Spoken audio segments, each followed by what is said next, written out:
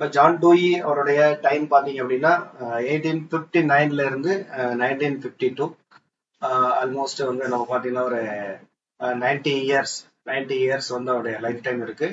இவர் வந்து இவரை பத்தி என்ன சொல்றாங்க அப்படின்னா, ஒரு சிறந்த ஆசிரியர் மற்றும் கலைக்களஞ்சிய வாசகர் சார்லஸ் டபிள்யூ கவுல்டர் மற்றும் எஸ் ரிச்சர்ட், இவங்க வந்து என்ன சொல்றாங்க அப்படின்னா, தன்னுடைய ஒரு நூல்ல, ஒரு புக்ல, கல்வி கோட்பாட்டுக்கான layman's guide to educational theory அப்படின்ற அந்த பப்ளிகேஷன்ல வந்து டூயி பங்களிப்பை வந்து இவ்வாறு விவரிக்கிறார்கள். என்ன அப்படின்னா, ஜான் டூயி வந்து ஒரு சிறந்த ஆசிரியர், இவர் ஒரு கலை களஞ்சிய வாசகர், அமெரிக்க மற்றும் ஐரோப்பிய கற்பித்தல் பின்னணியை நன்கு அறிந்தவர். அமெரிக்க மற்றும் ஐரோப்பிய கற்பித்தல் பின்னணி நன்கு அறிந்தவர். கல்வியின் கோட்பாடு மற்றும் நடைமுறையில் ஒரு புரட்சியை தூண்டுவதற்கு தன்னை அர்ப்பணித்துக் கொண்டார் என்று சொல்கிறார்கள்.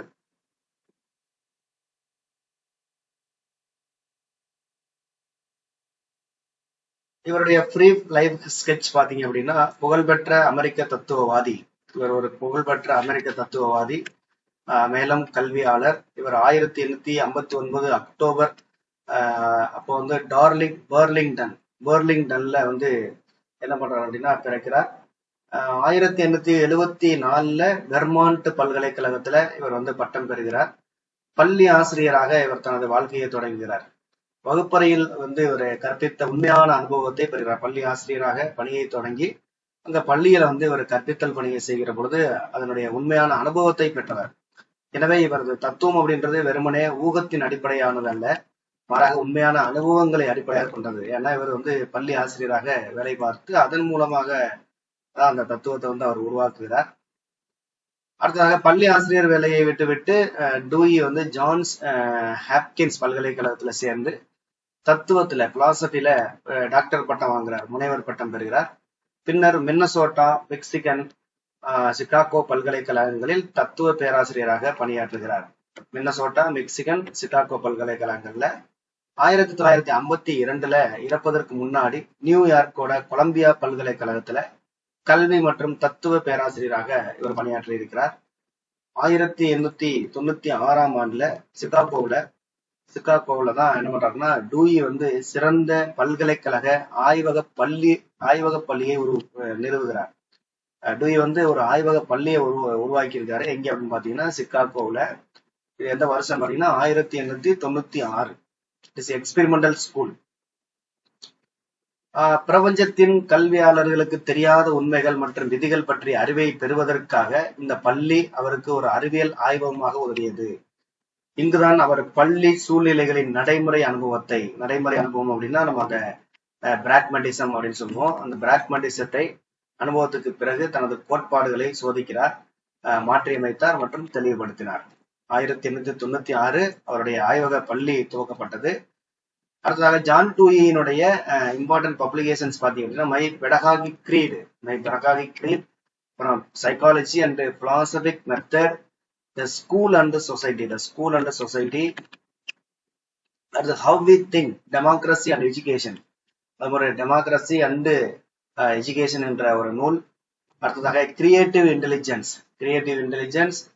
Reconstruction in philosophy, human nature and contact, experience and nature, philosophy and civilization, art as experience and education, schools of tomorrow, education today. இது எல்லாமே அவருடைய பப்ளிகேஷன்ஸ். அடுத்து டியூஸ் philosophy of education, டியூயோட எஜுகேஷன் philosophy என்னன்னு பாத்தீங்க அப்படின்னா, டியூஸ் philosophy and program in education has variously been termed as, என்னென்ன வார்த்தைகளால் குறிக்கப்படுவது என்றால், எக்ஸ்பெரிமெண்டலிசம், functionalism, international, ஆபரேஷனலிசம், பிராக்டிகலிசம் and above all பிராக்மெண்டிசம். இது எல்லாமே வந்து டியூனுடைய பிலாசபி என்று குறிப்பிடப்படக்கூடிய அனைத்து சொற்களுமே எதுக்குள்ள வருது பாத்தீங்கன்னா பிராக்மெண்டிசம் அப்படின்ற கான்செப்டுக்குள்ள வருது. இப்ப டியூயோட பிலாசபி அப்படின்னு பாத்தீங்க அப்படின்னா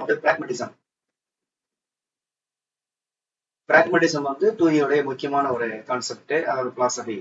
இந்த சொற்கள் அனைத்தும் வாழ்க்கை மற்றும் கல்வியின் மாறும் மற்றும் மாறிக்கொண்டே இருக்கும் தன்மையை அவர் வலியுறுத்துவதை குறிக்கின்றன.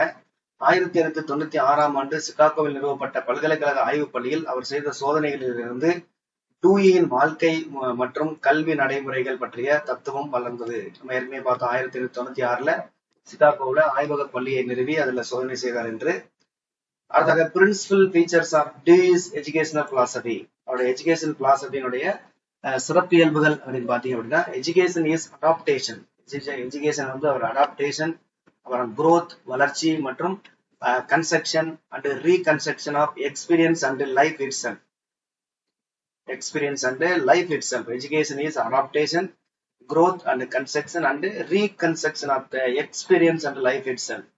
But the education as a psychological and social process. Education வந்து psychological process மட்டும் இல்லாம அது ஒரு social process. சமூக செயல்பாடு. அது வந்து உளவியல் செயல்பாடு மட்டும் இல்ல, செயல்முறை மட்டும் இல்ல, சமூக செயல்முறையும் education அப்படின்னு சொல்றாரு. அடுத்து participation of the individual in the social process. அதாவது social processல ஒரு இண்டிவிஜுவலுடைய பங்களிப்பு அப்படின்னு சொல்றாரு. அடுத்து education as a process of living. Education என்பது ஒரு process of living. process of living, அதாவது கல்வி என்பது வாழ்வதற்கான ஒரு செயல்முறை, அப்படின்னு சொல்றாங்க. எதிர்கால வாழ்க்கைக்கான தயாரிப்பு அல்ல. கல்வி என்பது வாழ்வதற்கான செயல்முறை. அப்படின்னா தற்காலத்துல நம்ம என்ன வாழ்றோமோ அதற்கான செயல்முறை.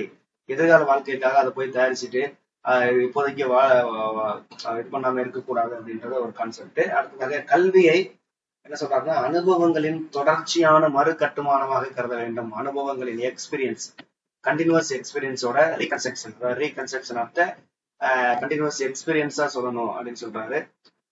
நெக்ஸ்ட் வந்து சோசியல் எஃபிசியன்சி.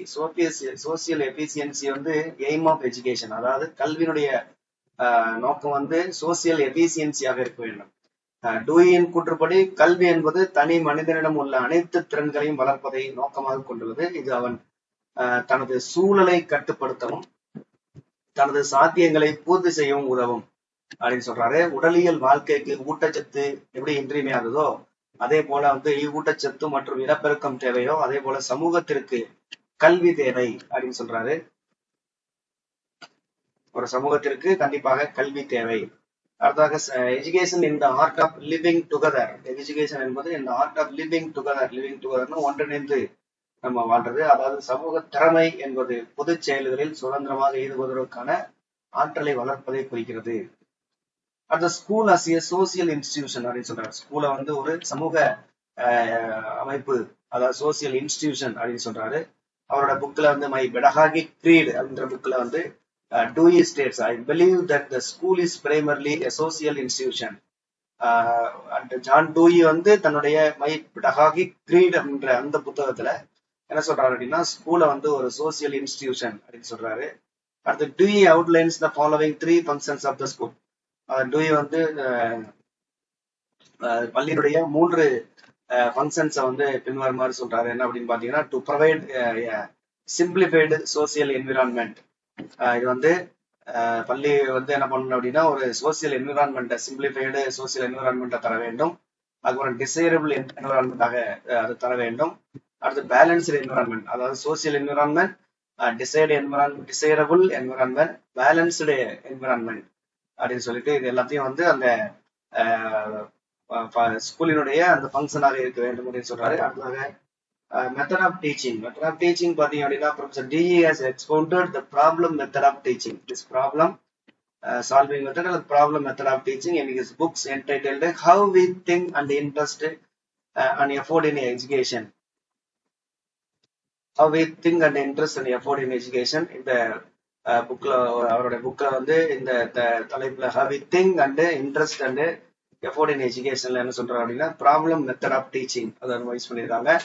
அடுத்து கீழ்பாட்ரிக்கோட ப்ராஜெக்ட் மெத்தட் வந்து எதை பேஸ் பண்ணி வருது அப்படின்னு பாத்தீங்கன்னா, டிவியோட அந்த இதை பேஸ் பண்ணி வருது. அடுத்து டீச்சர் வந்து என்னவா இருக்கணும்னு சொல்றாருன்னா, கைடு அண்ட் டைரக்டர். ஆசிரியர் வந்து ஒரு வழிகாட்டியாகவும் இயக்குனராகவும் இருக்க வேண்டும். அவர் வந்து படகை செலுத்துகிறார். ஆசிரியர் படகை செலுத்துகிறார், ஆனால் அதை இயக்கும் ஆற்றல் கற்றுக்கொள்பவரிடமிருந்து வர வேண்டும். மாணவர்களின் கடந்த கால அனுபவங்கள், அவர்களின் நம்பிக்கைகள், ஆசைகள், ஆர்வங்கள் ஆகியவற்றை ஒரு ஆசிரியர் எவ்வளவு அதிகமாக அறிந்து இருக்கிறாரோ அந்த அளவிற்கு பிரதிபலிப்பு பழக்கங்களை உருவாக்குவதற்கு இயக்கப்பட வேண்டிய மற்றும் பயன்படுத்த வேண்டிய வேலைகளில் உள்ள சக்திகளை அவர் நன்கு புரிந்து கொள்வார். அடுத்ததாக, the teacher is the prophet of the true God என்று சொல்கிறார். ஆசிரியர் வந்து உண்மையான கடவுளினுடைய ஆசிரியர் கடவுளினுடைய உண்மையான ஒரு தீர்க்க தரிசியாக இருக்கிறார். ஆசிரியர் தனிநபர்களின் பயிற்சியில் மட்டுமல்ல, சரியான சமூக வாழ்க்கையை உருவாக்குவதிலும் ஈடுபட்டுள்ளார் அப்படின்னு சொல்றாரு. Democracy and education. Democracy and எஜுகேஷன்ல பாத்தீங்க அப்படின்னா, Dewey asked, what does democracy mean?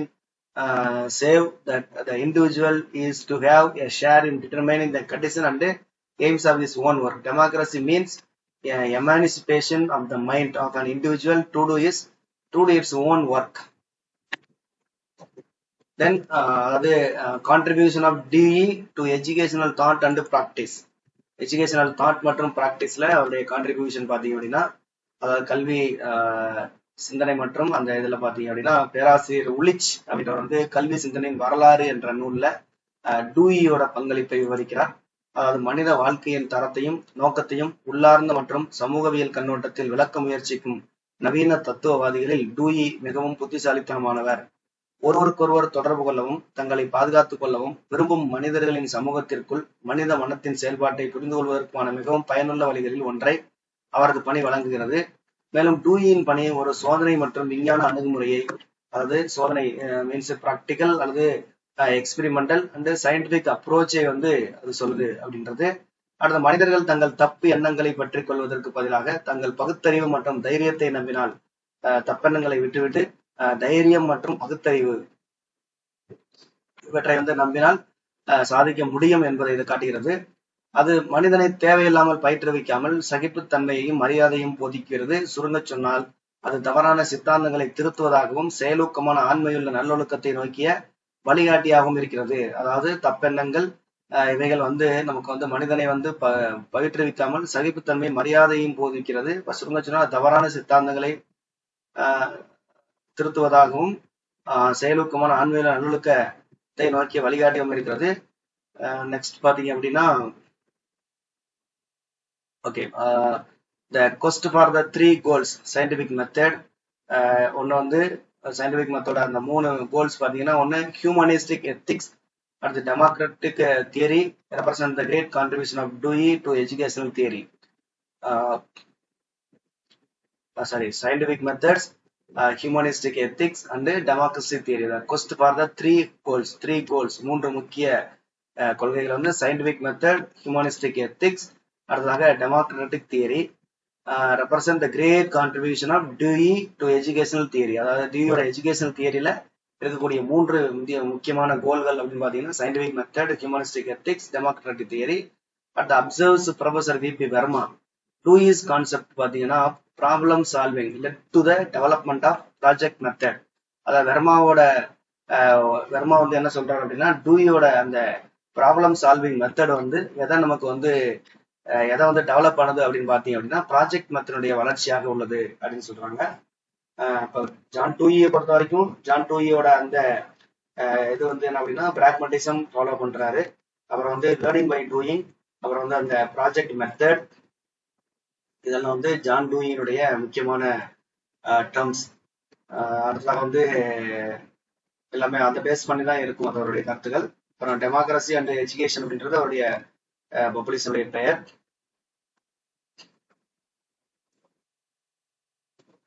இதில் அவருடைய பப்ளிஷன்ஸ்ல பார்த்தீங்க அப்படின்னா நமக்கு வந்து த பெடகாகிக் கிரீட் அப்படின்றது இம்பார்ட்டன்ட் பாயிண்ட்.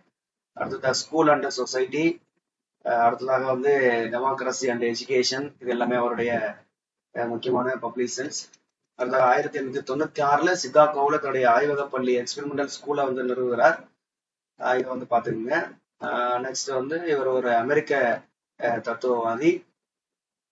இவருடைய லைஃப் டைம் 1859 to 1952.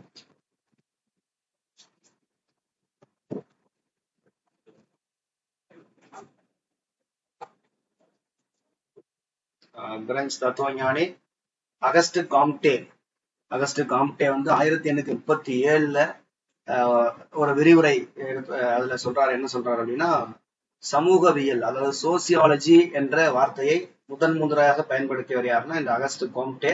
எப்ப பயன்படுத்தினார் அப்படின்னு பாத்தீங்கன்னா 1837.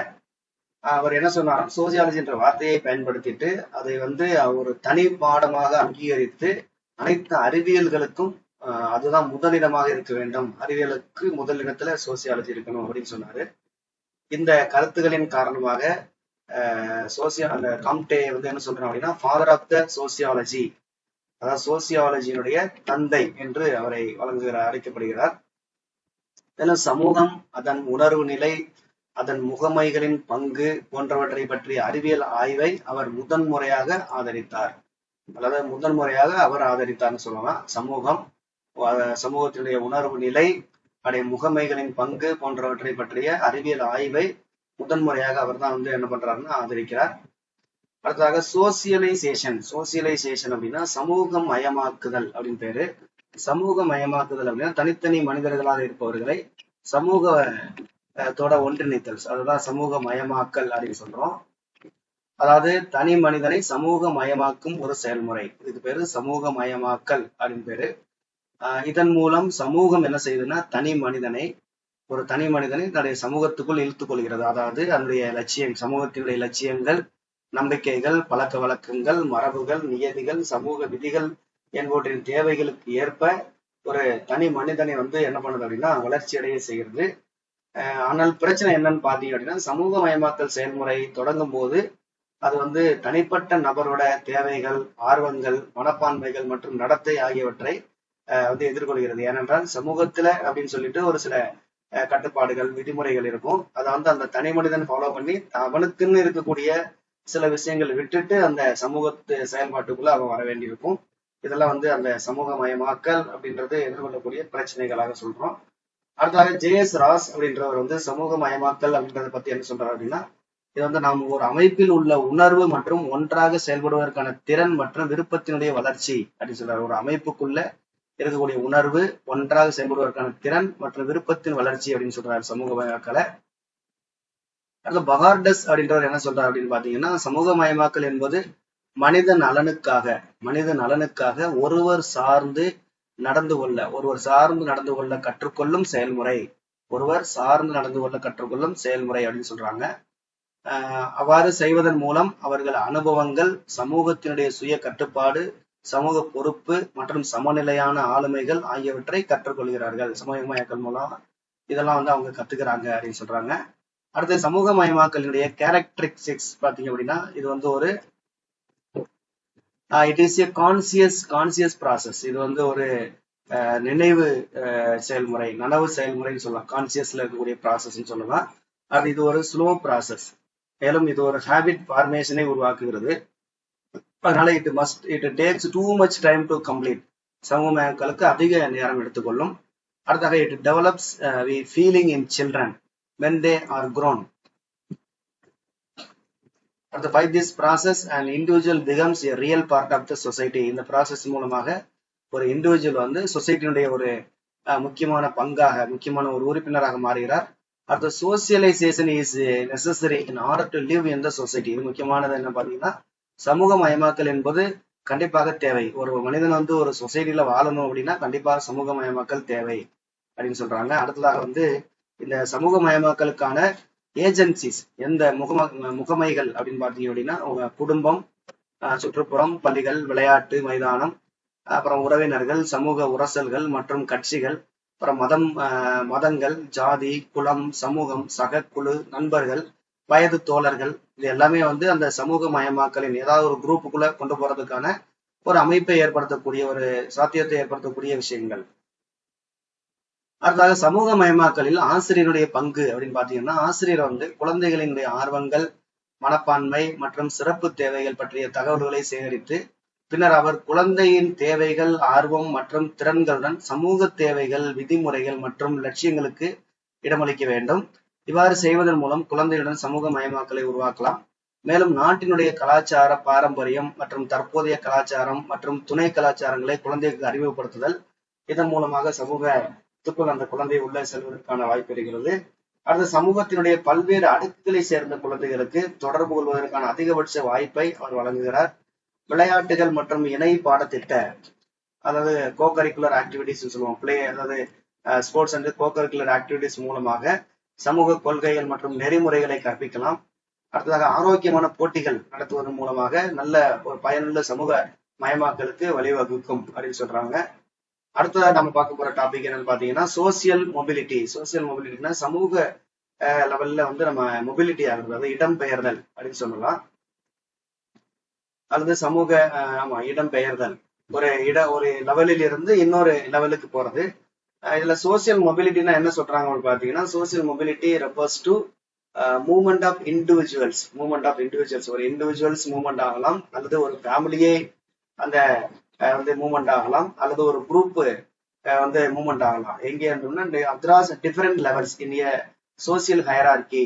அதாவது சமூக அடுக்கிலிருந்து, சமூக அந்த நிலையிலிருந்து ஒரு நிலையிலிருந்து இன்னொரு நிலைக்கு ஒரு இண்டிவிஜுவலோ அல்லது ஒரு குடும்பமோ அல்லது ஒரு குரூப்போ வந்து இடம்பெயரும் செயல்முறைக்கு தான் என்ன சொல்றோம் அப்படின்னா நம்ம வந்து சோசியல் மொபிலிட்டின்னு சொல்றோம்.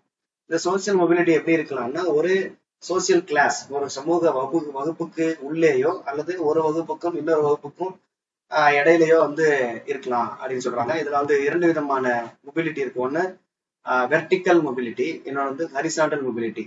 வெர்டிக்கல் மொபிலிட்டி அப்படின்றது என்னன்னு பாத்தீங்கன்னா அப் ஆர் டவுன். அதாவது வெர்டிக்கல் மொபிலிட்டினா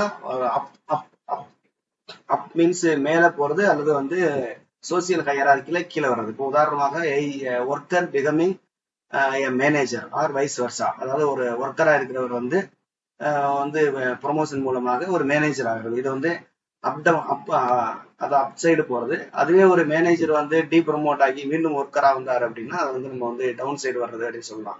அப்ப அது ஒரு சோசியல் மொபிலிட்டி. அதாவது அவர் வந்து ஒரு சோசியல் ஸ்டேட்டஸ்ல இருந்து இன்னொரு சோசியல் ஸ்டேட்டஸ்க்கு என்ன மொபிலிட்டி ஆகுறது, அதாவது நம்ம சோசியல் மொபிலிட்டின்னு சொல்றோம். அதுல வெர்டிக்கல் மொபிலிட்டி அப்படின்னா இந்த மாதிரி லோயஸ்ட் லெவல்ல இருந்து ஹையஸ்ட் லெவல் போறது. அதுவே ஹரிசாண்டல் மொபிலிட்டின்றது பாத்தீங்க அப்படின்னா is change in occupation without art. அதாவது தொழில் மட்டும் சேஞ்ச் ஆகும், ஆனா அவருடைய சோசியல் ஸ்டேட்டஸ் வந்து என்ன பண்ணாது அப்படின்னா மாறாது. இதற்கான எடுத்துக்காட்டு பாத்தீங்கன்னா ஸ்விட்சிங் jobs within the same class, ஒரே ஜாப் கிளாஸுக்குள்ள மாறுறது. உதாரணமா வந்து ஒரு காய்கறி விற்பனை செய்பவரை வந்து அந்த சில நேரங்கள்ல வந்து காய்கறி விற்பனை சரியாக நடக்காத பொழுது வேற ஏதாவது ஒரு பொருளை வந்து, அதே போல ஒரு தெருவோர வியாபாரி, ஒரு தெருவோர வியாபாரி அவர் சில காலங்களில் காய்கறி விற்பனையாளராக இருப்பார், சில நேரங்கள்ல வந்து வேற ஏதாவது ஒரு பாத்திரமோ அல்லது வேற ஏதாவது பொருட்கள் விற்பனையாளராக மாறுவார். பட் ஆனா அது மொபிலிட்டியாக இருந்தாலும் ஒரே லெவல் தான். அவர் காய்கறி விற்கும் போது என்ன அவருக்கு ஸ்டேட்டஸ் இருந்ததோ அதே தான் பொருட்களை விற்கும் போதும் அதே ஸ்டேட்டஸ்ல தான் இருக்க போறாரு. ஆனா அவருடைய அந்த தொழில் மட்டும் என்ன பண்ணும் அப்படின்னா நமக்கு வந்து மாறி இருக்கும். அதாவது occupation, change in occupation. But ஆனா வந்து அவருடைய கிளாஸ் வந்து சோசியல் ஸ்டேட்டஸ் வந்து மாறாம இருக்கும். பட் வெர்டிகல் மொபிலிட்டின்றது சோசியல் ஸ்டேட்டஸும் வந்து என்ன பண்ணுறாங்க, ஒரு ஹையரார்கியிலிருந்து இன்னொரு ஹையரார்கிக்கு அவங்க மாற்றம் அடைகிறார்கள். ஒன்று மேலே போகலாம் அல்லது கீழே வரலாம். இதை வந்து நம்ம வந்து வெர்டிகல் மொபிலிட்டி, ஹரிசாண்டல் மொபிலிட்டி அப்படின்னு நம்ம சொல்றோம். அடுத்து இந்த சோசியல் மொபிலிட்டியை அஃபெக்ட் பண்ணக்கூடிய அந்த ஃபேக்டர்ஸ் அப்படின்னு பார்த்தீங்கன்னா ஒன்று ஸ்ட்ரக்சர் ஆஃப் த சொசைட்டி, சொசைட்டியுடைய அமைப்பு. அடுத்து ரிலீஜியஸ் பிலிப்ஸ், மத நம்பிக்கைகள். அப்புறம் எக்கனாமிக் ஃபேக்டர்ஸ், பணம், பொருளாதார காரணிகள். அப்புறம் டெமோக்ராபிக் ஸ்ட்ரக்சர், அப்புறம் வந்து நம்மளுடைய டெமோக்ராபிக் ஸ்ட்ரக்சர், ஜனநாயக பிரச்சனைகள், அமைப்பு. அப்புறம் பொலிட்டிக்கல் ஃபேக்டர்ஸ், அரசியல் சார்ந்தது. அப்புறம் எஜுகேஷன், கல்வி. அப்புறம் அஸ்பிரேஷன் லெவல் ஆஃப் த மக்களினுடைய அந்த ஒரு அவாவு நிலை. இது எல்லாமே வந்து நமக்கு அந்த சோசியல் மொபிலிட்டிக்கான முக்கியமான ஒரு ஃபேக்டராக அமைகிறது. அடுத்து நம்ம பார்க்க போறது என்ன அப்படின்னா சோசியல் சேஞ்ச். சோசியல் சேஞ்ச்னா என்னன்னு பாத்தீங்கன்னா சமூக மாற்றம் என்பது சமூக அமைப்பின் கட்டமைப்பு. இது வந்து சமூகமே மாறுது. சோசியல் மொபிலிட்டின்னா ஒரு மனிதன், ஒரு இண்டிவிஜுவல், ஒரு அல்லது ஒரு ஃபேமிலி அல்லது ஒரு அமைப்பு, ஒரு குரூப், அவங்க வந்து என்ன பண்றதுன்னா ஒரு ஹையரார்கி லெவலில் இருந்து இன்னொரு ஹையரார்கி லெவலுக்கு மாறுறது. சோசியல் சேஞ்ச்ன்றது என்னன்னு பாத்தீங்கன்னா அந்த சமூகம் தன்னுடைய பண்பை மாற்றிக்கொள்வது, சமூக மாற்றம் அப்படின்னு சொல்றோம். சமூக மாற்றம் அப்படின்னா இப்போ ஆரம்ப காலத்துல இருந்த சமூகமும் இப்ப இருக்கிற சமூகமும் வந்து நமக்கு வேற வேறையா மாறுகிறது. அதாவது டெக்னாலஜிக்கல், அப்புறம் வந்து இப்போ பாத்தீங்கன்னா இப்போ ஏஐ வந்துருச்சு. இந்த மாதிரியான காரணங்களால கம்ப்யூட்டரைஸ்டு உலகமும் மாறும். அந்த மாதிரியான இந்த மாதிரி சமூகமே மாறக்கூடிய அந்த இதுதான் என்ன சொல்றோம் அப்படின்னா நம்ம வந்து சமூக மாற்றம் அப்படின்னு சொல்றோம். சமூக மாற்றம் என்பது என்ன அப்படின்னா சமூக அமைப்பினுடைய கட்டமைப்பு மற்றும் செயல்பாடுகளில் ஏற்படக்கூடிய மாற்றங்கள். சமூக அமைப்பே அப்படியே நமக்கு மாறுறது. இது வந்து சமூக அமைப்பு மாறுகிற பொழுது, சமூகம் மாறுகிற பொழுது சமூகத்துல இருக்கக்கூடிய பண்பாடும் என்ன செய்யும் அப்படின்னா மாறும் அப்படின்னு சொல்றாங்க. ஏன்னா பண்பாட்டை சமூகத்திலிருந்து பிரிக்க முடியாது. எனவே சமூக மாற்றம் என்பது பண்பாட்டு மாற்றங்களையும் குறிக்கும்.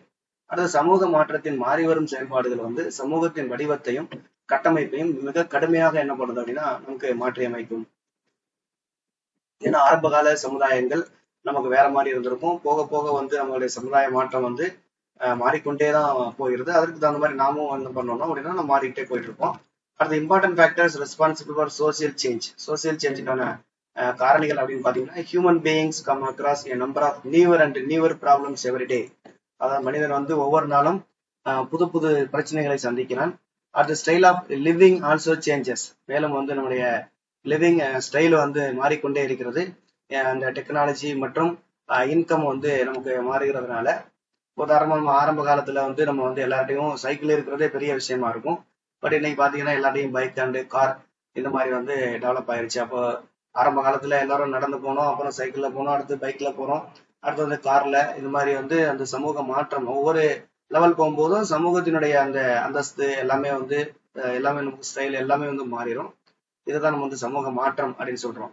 அடுத்து வேணும் சயின்டிபிக் இன்வென்ஷன்ஸ். சயின்டிபிக் இன்வென்ஷன் புதிய அறிவியல் கண்டுபிடிப்புகள், டெக்னாலஜி ரிசர்ச்சஸ் இது நடக்கும்போது மாறலாம். அடுத்து man always tries to make his life easier and comfortable. மேலும் மனுஷன் வந்து எப்பவுமே வந்து அவருடைய வாழ்க்கையை வந்து எளிமையாகவும் வசதியாகவும் மாற்றிக்கொள்ள முயற்சிக்கிறான். அதனால தொடர்ந்து அது மாறிக்கொண்டே இருக்கிறது. அடுத்து time is itself and important factor of social change. Social சேஞ்சுக்கு டைம் வந்து ஒரு முக்கியமான ஃபேக்டர். அடுத்து வந்து வென் பிசிக் அதாவது டைம் ஆகும்போது ஆட்டோமேட்டிக்கா வந்து காலம் மாறும்போது சொசைட்டி மாறுது அப்படின்னு சொல்றோம். When physical environment changes man also changes style of living to adapt a new environment. Physical என்விரான்மெண்ட்டும் சோசியல் சேஞ்சை உருவாக்கும் அப்படின்னு சொல்றோம்.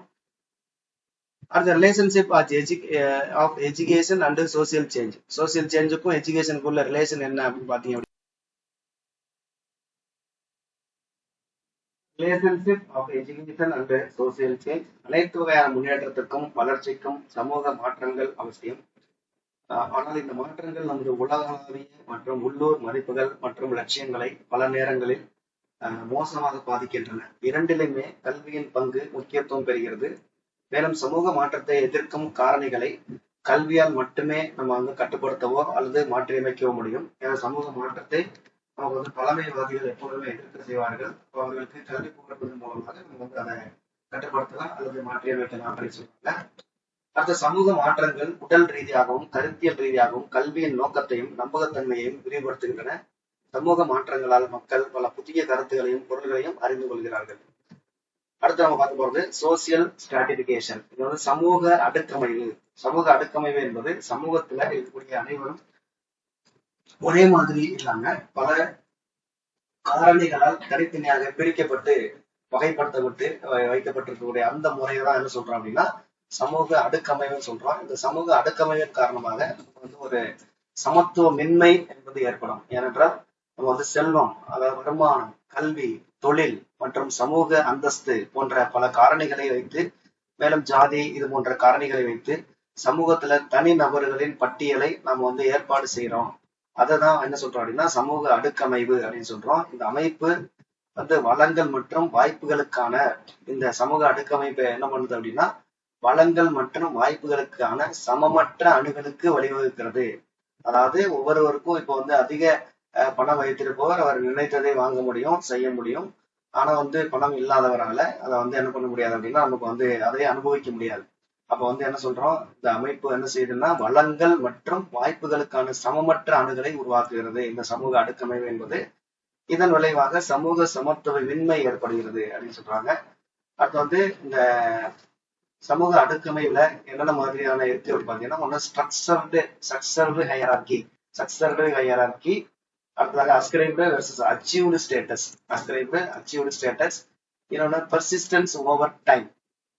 இந்த 3 கேட்டீங்கன்னு சொல்லியிருக்கோம். ஸ்ட்ரக்சர் ஹையரார்கின்னு என்ன சொல்றாங்கன்னா societies are divided into layers. ஏற்கனவே வந்து சமூகம் வந்து பல லேயர்ஸ்களாக டிவைட் பண்ணப்பட்டிருக்கு. Where each layer represents a different level of privilege and access to resources. அதாவது சொசைட்டி பல லேயர்களாக பிரிக்கப்பட்டு ஒவ்வொரு லேயரும் எதை வந்து எந்த ரிசோர்சஸ் வந்து அக்சஸ் பண்ண முடியும் அப்படின்ற ஒரு அமைப்பை உருவாக்கி வைத்திருக்கிறார்கள். அடுத்ததாக அஸ்கிரைப்டு வெர்சஸ் அச்சீவ்டு. இது வந்து நிர்ணயிக்கப்பட்ட இன்னொன்னு அடையப்பட்ட நிலை அப்படின்னு சொல்றோம். Individuals position can be ascribed. அதாவது ஒரு இண்டிவிஜுவலோட பொசிஷன் வந்து ஆல்ரெடி வந்து தீர்மானிக்கப்பட்டிருக்கு. எதன்படி அப்படின்னு பாத்தீங்கன்னா அவனுடைய பர்த், அவருடைய பிறப்பின்படி அல்லது ரேஸ், அவங்களுடைய இனம் அல்லது அவங்களுடைய ஜெண்டர். இப்போ உதாரணமா வந்து பழங்காலத்துல வந்து ஒரு பிறக்கும் போதே ஒருவர் வந்து ஆணாக பிறந்து விட்டார் அப்படின்னா அவருக்கு வந்து எளிமையாக கல்வி கிடைக்கும். அதுவே பெண்ணாக பிறக்கிறவருக்கு வந்து கல்விக்கான அந்த வாய்ப்பு வந்து நமக்கு மறுக்கப்படும். இதெல்லாம் வந்து எதுல வரும் அப்படின்னா அந்த அஸ்கிரைப் ஆல்ரெடி நிர்ணயிக்கப்பட்ட ஒரு அந்த ஹைரார்கி அதுல வந்து வரும். அடுத்ததான் அச்சீவ்டு அப்படின்றது பாத்தீங்க அப்படின்னா ஏர்ன்டு த்ரூ ஆக்ஷன். அவரா வந்து என்ன பண்றாரு அப்படின்னா ஆல்ரெடி அவர் வந்து ஒரு கீழ்நிலையில கூட இருந்திருக்கலாம். அவர் தன்னுடைய எஜுகேஷன் மூலமாகவோ அல்லது தன்னுடைய தொழிலை வந்து உயர்த்தியதன் மூலமாகவோ அந்த சோசியல் ஸ்டேட்டஸ் எல்லாம் வந்து கொஞ்சம் மேல போயிருக்கலாம். அதை வந்து நம்ம வந்து அச்சீவ்டுன்னு சொல்றோம். அடுத்து பெர்சிஸ்டன்ஸ் ஓவர் டைம். இதோடைய மீனிங் என்ன பாத்தீங்கன்னா பெர்சிஸ்டன்ஸ் ஓவர் டைம்னா இந்த சமூக அடுக்கமைவு என்பது காலத்தை தாண்டியும் செல்கிறது அப்படின்னு சொல்றாங்க. அதாவது சமூக அடுக்கமைப்புகள் வந்து தலைமுறைகளை தாண்டி நீடிக்க முனைகின்றன. பெரும்பாலும் இது வந்து சமத்துவமின்மையை வெளிப்படுத்துகிறது. இப்ப இந்த சமூக அடுக்கமைப்புகள் தலைமுறைகளை தாண்டி நீடிக்கின்றன அப்படின்னு பாத்தீங்கன்னா நமக்கு சில மத ரீதியான அடுக்கமைவுகள், ஜாதி ரீதியான அடுக்கமைவுகள், மேல் ஜாதி கீழ் ஜாதி போன்ற அடுக்கமைவுகள் வந்து உங்களுக்கு தலைமுறைகளை தாண்டியும் என்ன செய்யும் அப்படின்னா நமக்கு வந்து மாறிக்கொண்டே, அதாவது தொடர்ந்து கொண்டே இருக்கும். அது வந்து எத்தனை தலைமுறைகள் ஆனாலும் அந்த ஜாதி பாகுபாடு, அந்த பாகுபாடு காட்டுதல், இது போன்ற விஷயங்கள் இதெல்லாம் வந்து நமக்கு வந்து பெர்சிஸ்டன்ஸ் ஓவர் டைம் அப்படின்றதுல சொல்லியிருக்காங்க. நெக்ஸ்ட் வந்து இந்த ஸ்ட்ராட்டிஃபிகேஷன் மேஜர் சிஸ்டம் அப்படின்னு பாத்தீங்க அப்படின்னா முக்கியமா வந்து ஸ்லேவரி, அடிமைத்தனம் செய்தல், அதாவது extreme form where individuals are owned by others, அதாவது மற்றவர்களுக்கு அடிமையாக இருத்தல். அடுத்து கேஸ் சிஸ்டம், அப்புறம் வந்து எஸ்டேட் சிஸ்டம். எஸ்டேட் சிஸ்டம் என்பது ஒரு எஸ்டேட் இருக்கும், அந்த எஸ்டேட்ல அவங்க எல்லாம் வந்து என்னவா இருப்பாங்க அப்படின்னா நமக்கு வந்து ஒரு ஹெட் இருப்பாரு, அதுக்கப்புறம் எல்லாமே பணியாளர்கள், அந்த மாதிரியான ஒரு சிஸ்டம். அடுத்து கிளாஸ் சிஸ்டம். கிளாஸ் சிஸ்டம் என்பது எக்கனாமிக் ஸ்டேட்டஸை பேஸ் பண்ணி அப்போ வந்து அவங்க வந்து அலோவிங் ஃபார் சோசியல் மொபிலிட்டி. இதுல வந்து அந்த கிளாஸ் சிஸ்டம் இது எல்லாமே வந்து மேஜர் சிஸ்டம் ஆஃப் ஸ்ட்ராட்டிஃபிகேஷன். அடுத்து தியரிட்டிக்கல் பெர்ஸ்பெக்டிவ்ஸ்ல பாத்தீங்க அப்படின்னா இந்த சோசியல்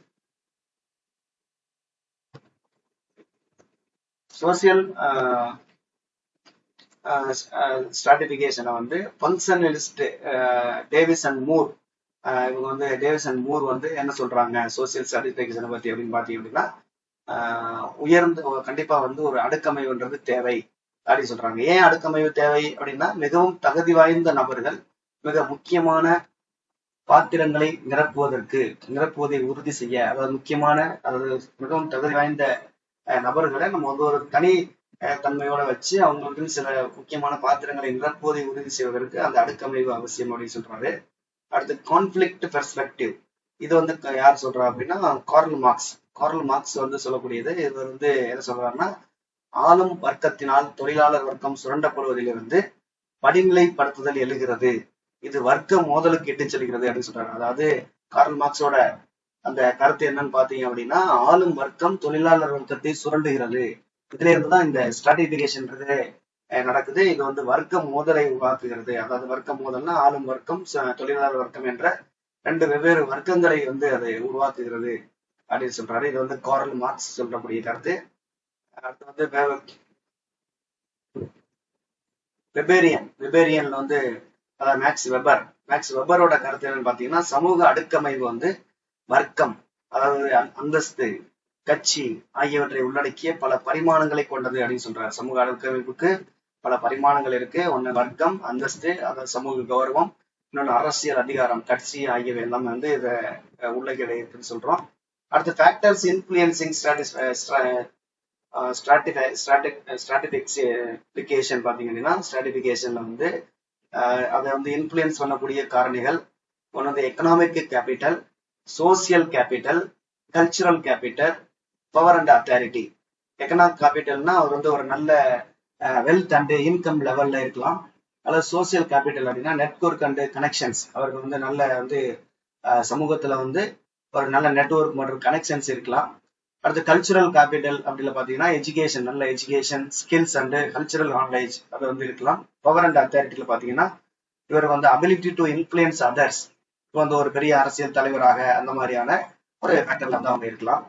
அடுத்து சோசியல் மொபிலிட்டி நம்ம ஏற்கனவே பார்த்தோம். சோசியல் மொபிலிட்டியில வந்து வெர்டிக்கல் மொபிலிட்டி, ஹரிசாண்டல் மொபிலிட்டி அப்படின்னு சொல்லிட்டு பார்த்தோம். வெர்டிக்கல் மொபிலிட்டி அப்படின்னா மூவ்மெண்ட் அப் ஆர் டவுன், இது ஹரிசாண்டல் மொபிலிட்டினா சேம் சோசியல் லெவல் அப்படின்றது நம்ம பார்த்தோம்.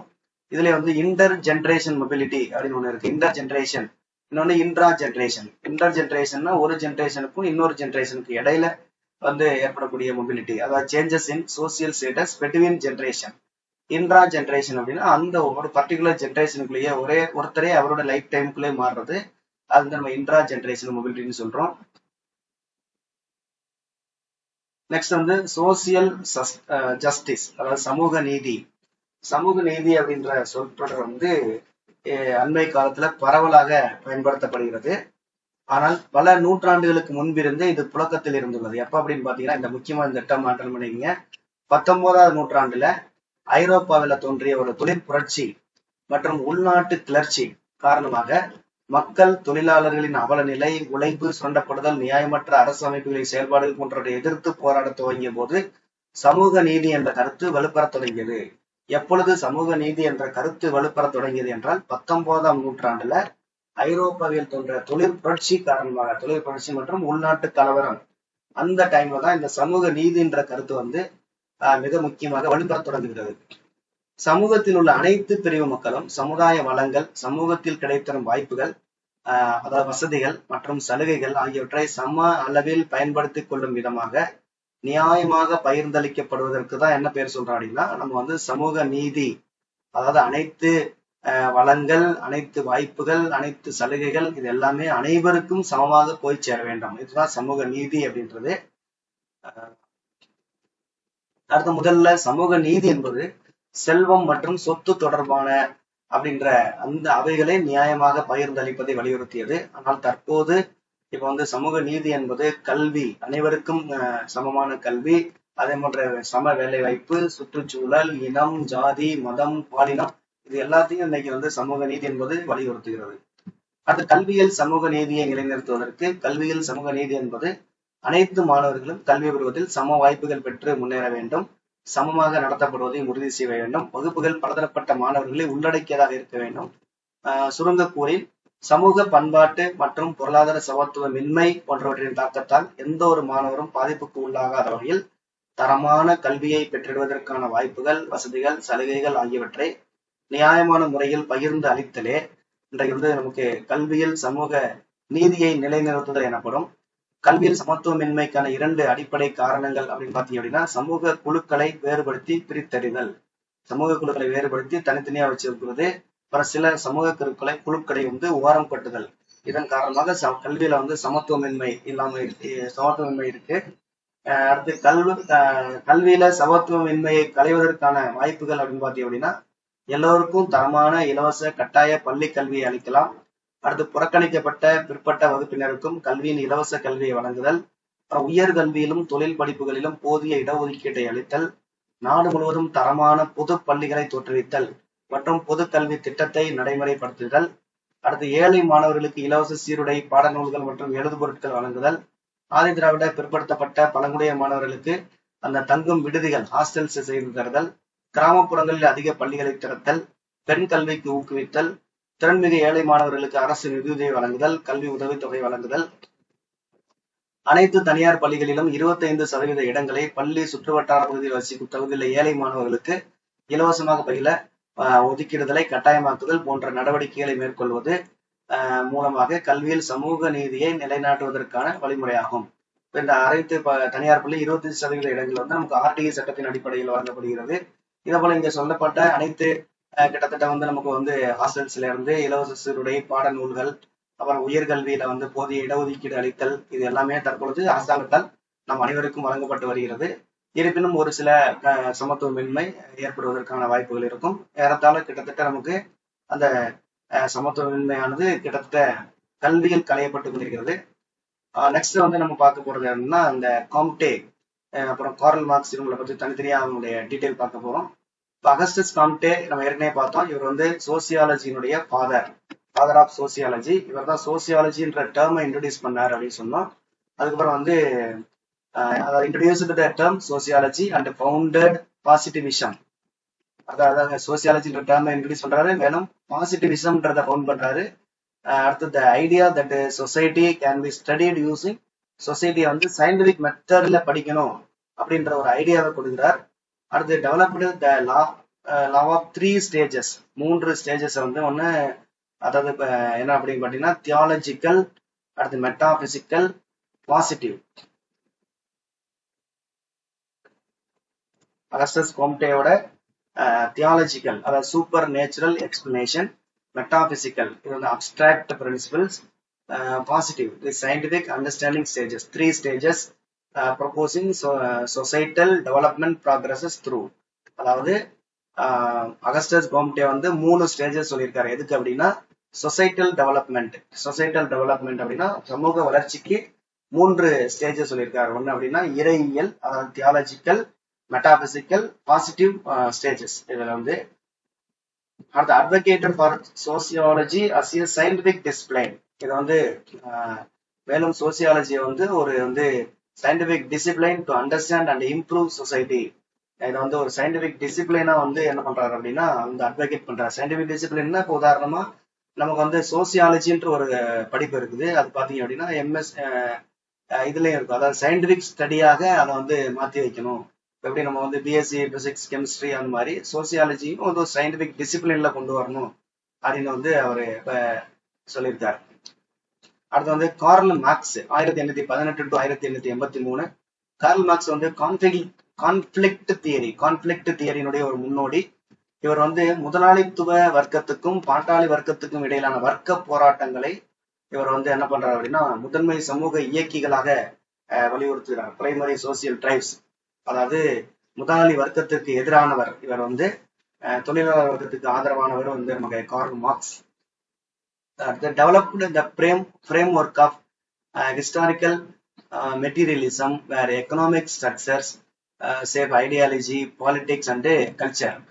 அதாவது அடுத்து analyzed alienation, how capitalist labor estranges workers from their work its products, others and themselves, envisioned a revolutionary path. அதாவது ஒரு புரட்சி பாதையை கற்பனை செய்தார். வர்க்க உணர்வு, முதலாளித்துவத்தை தூக்கி எறிவது, சோசியலிசம், கம்யூனிசம். ஒரு முக்கியமானது பாத்தீங்கன்னா கம்யூனிசம், சோசியலிசம் கோட்பாடு, முதலாளித்துவத்தை தூக்கி எறிவது.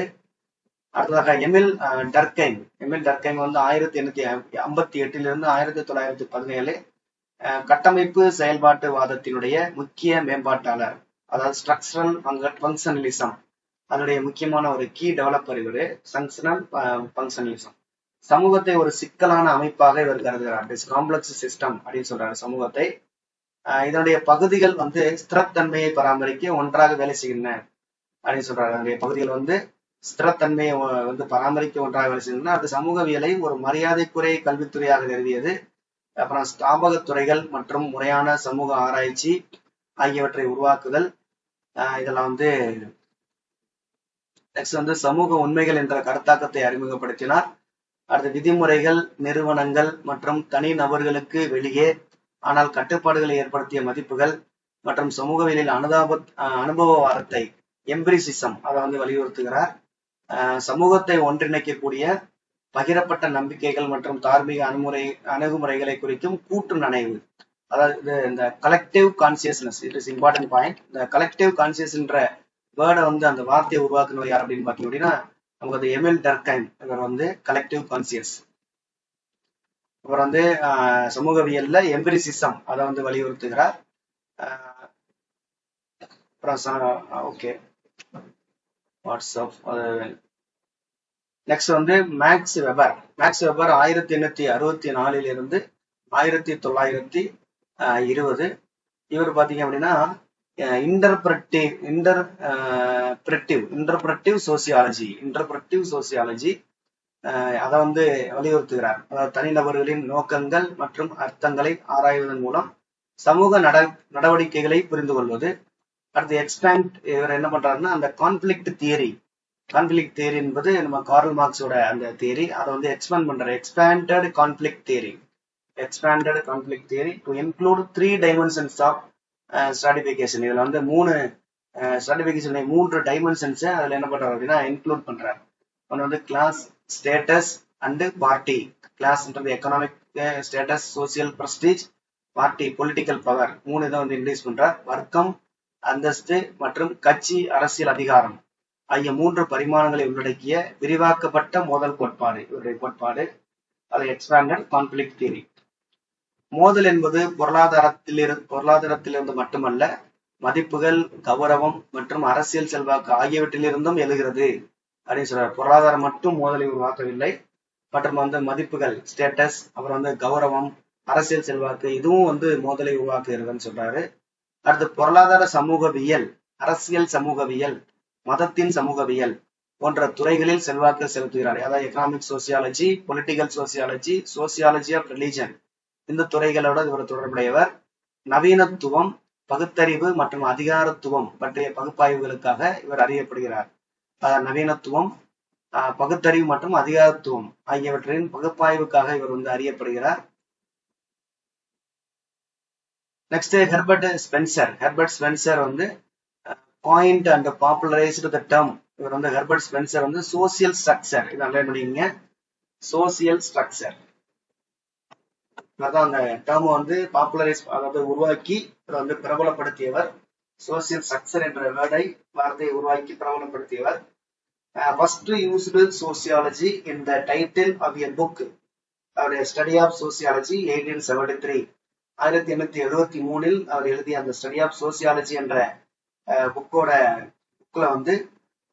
ஃபர்ஸ்ட் அவர் சோசியாலஜி அப்படின்ற வேர்டை யூஸ் பண்றாரு. சோசியல் ஸ்ட்ரக்சர் என்ற அந்த வேர்டை அவர் தான் காயின் பண்ணி பாப்புலரைஸ் பண்ணுவாரு. அடுத்த சமூக கட்டமைப்பு என்ற சொல்லை உருவாக்கி பிரபலப்படுத்தினார். இந்த ஸ்டடி ஆஃப் சோசியாலஜி 1000 என்ற புத்தகத்தில் முதலில் சமூகவியல் என்ற சொல்லை பயன்படுத்தினார். குடும்பம், மதம், அரசாங்கம் போன்ற ஒன்றையொன்று சார்ந்துள்ள பகுதிகளை கொண்ட ஒரு உயிரினமாக சமூகத்தை பார்த்து உயிரியல் ஒப்புமையை வழங்குகிறார். சமூகத்துக்கு ஒரு உயிரியல் ஒப்புமையை வழங்குகிறார். சமூகத்தை ஒரு உயிரியோட கம்பேர் பண்றாரு. இவர் introduced survival of the fittest. Survival of the ஃபிட்டஸ்ட்ன்றது டார்வினுடைய கோட்பாடு. Applying evolutionary theory to social development and underpinning social Darwinism. Social டிராவினிசத்தை என்ன பண்றாரு அப்படின்னா உருவாக்குகிறார். Distinguished between two societal forms. Militant ரெண்டு சொசைட்டல் ஃபார்ம்ஸ் சொல்றாரு. ஒன்னு மிலிட்டன்ட் சொசைட்டி, இன்னொன்று இண்டஸ்ட்ரியல் சொசைட்டி. மிலிட்டன்ட் சொசைட்டின்றது ஹைரார்கியலா இருக்கும், ஒபீடியன்ஸ் பேஸ்டா இருக்கும், சிம்பிளா இருக்கும். ஆனா இண்டஸ்ட்ரியல் சொசைட்டின்றது வாலண்டரி கான்ட்ராக்ட், அப்புறம் சிக்கலானது, காம்ப்ளெக்சிட்டி, டிஃபரன்சியேஷனாக இருக்கும். த்ரூ தோ later critiqued his ideas influenced structural functionalism and debates on social evolution. அதாவது பின்னால இவருடைய கருத்துக்கள் சிலது விமர்சிக்கப்பட்டது அப்படின்னு சொல்றாங்க. அடுத்து கம்பேரிட்டிவ் பார்க்க போறோம். நம்ம காம்டே, மார்க்ஸ், டர்கைம், வெபர், ஸ்பென்சர். உங்களுக்கு கம்பேரிசன் பாத்தீங்கன்னா காம்டே பாசிட்டிவிசம், சயின்டிபிக் ப்ராக்ரஸ். அடுத்து கீ கான்செப்ட் பாத்தீங்கன்னா லா ஆஃப் 3 ஸ்டேஜஸ், 3 ஸ்டேஜஸ். சோசியாலஜியை ஒரு சயின்ஸ் எடுத்துக்கிறாரு காம்டே. அடுத்து மார்க்ஸ் கிளாஸ் கான்ஃபிளிக்ட், மெட்டீரியலிசம் அந்த concept, historical materialism, alienation, revolution. அடுத்து டர்கைம் சோசியல் கொஹிஷன் அண்ட் ஸ்ட்ரக்சர். இவர் சோசியல் ஃபேக்ட், கலெக்டிவ் கான்சியஸ்னஸ், முக்கியமா கலெக்டிவ் கான்சியஸ்னஸ். அடுத்து வெபர் மீனிங், ஸ்ட்ராட்டிபிகேஷன். அவர் இன்டர்பிரட்டிவ் சோசியாலஜி அப்படின்ற அந்த டேர்ம் யூஸ் பண்றாரு. அடுத்து Spencer social evolution, organic analogy. Spencer organic அனாலிசினா உயிரியல் இதோட இது பண்ணிப்பாரு. ஸ்பென்சர் ஹெர்பர்ட் ஸ்பென்சர் பாத்தீங்க அப்படின்னா நமக்கு அந்த டார்வினிசம், அதாவது ஒரு உயிரினமாக சமூகத்தை பார்த்திருப்பார். அதான் நம்ம சொல்றாங்கன்னா ஆர்கானிக் அனாலிசிஸ் சொல்றோம். சர்வைவல் ஆஃப் த ஃபிட்டஸ்ட், அப்புறம் சோசியல் டார்வினிசம் அப்படின்னு சொல்றோம். ஓகே, சோசியாலஜி எஜுகேஷன் நமக்கு அந்த டாபிக் ஓவர். அடுத்ததாக நமக்கு என்ன இருக்கு அப்படின்னு பாத்தீங்கன்னா இன்னும் இந்த சஸ்டைனபிள் டெவலப்மெண்ட் இருக்கு. இன்னும் சில டாபிக்ஸ் இருக்கு, அதை நம்ம அடுத்த செஷன்ல பார்க்கலாம். இப்போதைக்கு இப்ப இந்த செஷன்ல நம்ம ஏற்கனவே நம்ம மதியம் ஒரு இது பார்த்துருந்தோம், அதை எஜுகேஷனல் திங்கர்ஸ்ல பார்த்த ஒரு சில அந்த டைட்டில்ஸ்க்கான ஒரு சில கொஸ்டின்ஸ் நம்ம இப்போதைக்கு பார்க்கலாம்.